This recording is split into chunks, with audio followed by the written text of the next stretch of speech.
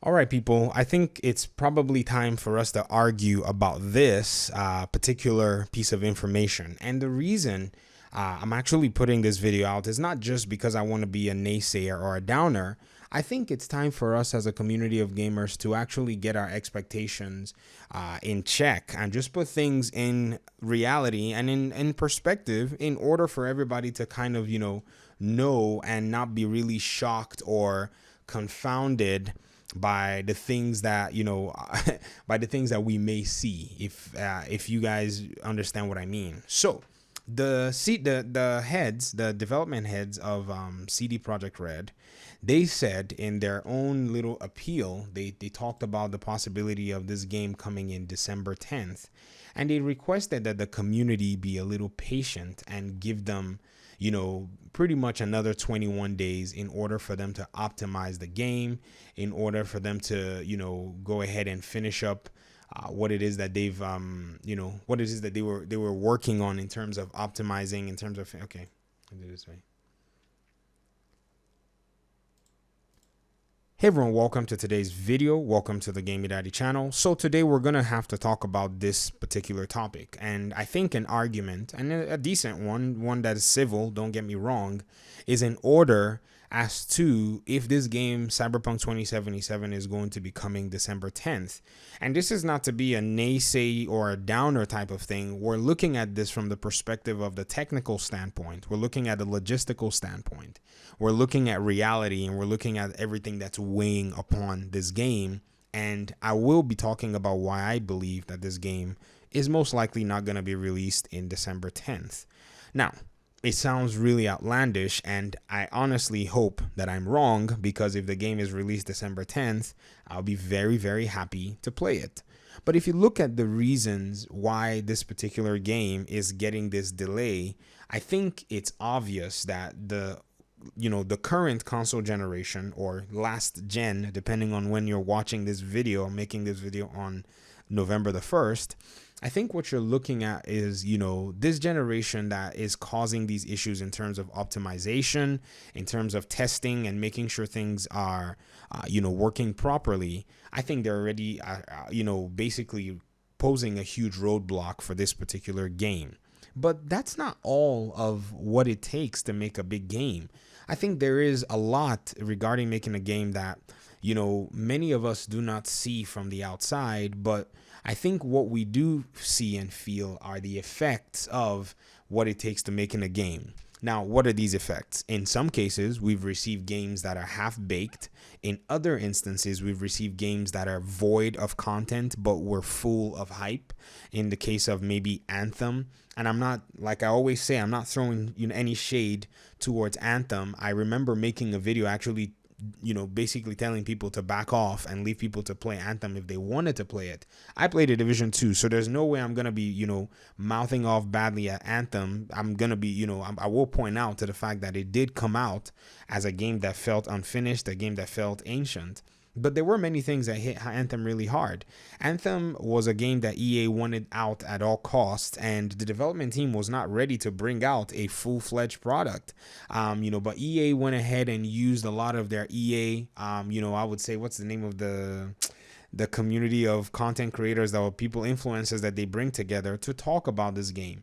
And if you go back and look at a lot of those Anthem videos, you're going to see a lot of content creators really say things like, yeah, the game seems like it's cool and blah, blah, blah, blah, blah. And then when it came out, it was obvious that EA had given these folk a very short piece of the game to play. And so they reported on what they played. But then guess what? There has to be another however many hours left for gameplay in terms of a looter shooter, which Anthem was coming out as. And so that's where the game failed. It was void of content, full of hype. And so I guess the challenge was that the development team did not have the kind of content that EA was marketing. So you have a marketing team basically throwing out all of this talk, and there was basically no game to back it up. In the case of the Division 2 came out as kind of a full package for the very first progression level, and then they didn't have their endgame content, which they had already talked about the endgame content when they, introduced the game at E3, of 2018, which was very funny. And so everybody, people played and grinded through level 30, and then many people could not progress any further. It was just people running around circles waiting for the last bit of content to show up.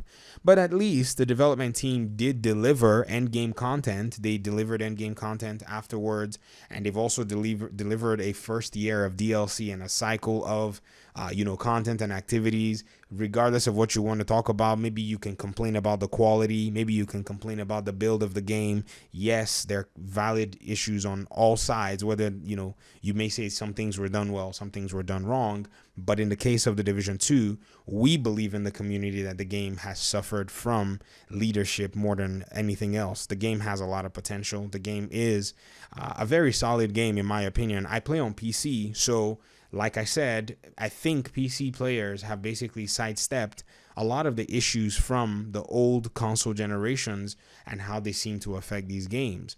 And so now we're going to come to Cyberpunk 2077. You have to test out a game on 9 different systems. You got your dev build most likely while you were still developing this game, unlike everybody else. I know people have heard that Massive has said that they're not going to be making any upgrades to the Division 2 on console, but many of us that play on PC already know that it's going to run very well on the PlayStation 5 and Xbox Series X. But then I think with CD Projekt Red also getting all of these hits, I think it finally came down to the point where they just said, we need to take the time that we need. And I think the release date of December 10th is a very peculiar date. Now, in the month of December, a lot of games do not get released. And this is, in my opinion, the biggest game that this year is waiting for. And for it to be coming out on December 10th would mean that they will allow for all the other games that are coming out around the holiday period to just have their fill. You're looking at the Call of Duty game. You're looking at maybe even, the Assassin's Creed game, which I'm sure, people who are on the Assassin's Creed team took a big breather when this game was postponed, because that means that Assassin's Creed will at least have a month to be able to shine for itself before then dealing with, the huge rush of Cyberpunk 2077. But then, you think about the new console generation, think about the games that people will be happy to buy, think about people trying to play their other libraries of games, and think about Christmas where, yes, people are going to be shopping and all that stuff, but is this game going to come on the minds of a lot of people around that time? My best guess is, not really. And I don't want to be the person who sounds like a downer. I'm usually optimistic. I'm not going to lie. Many of you know me. I'm a Division content creator who's optimistic about the game. And here I am talking about how I don't think Cyberpunk 2077 is going to be coming out soon. I think what Cyberpunk 2077 is going to need is its own release window where there isn't too much competition, because after all of these delays, I think what they continue to do is they continue to see that there is some level of community confidence, just waning, regardless of the issues and the technical, I would say roadblocks that they're facing.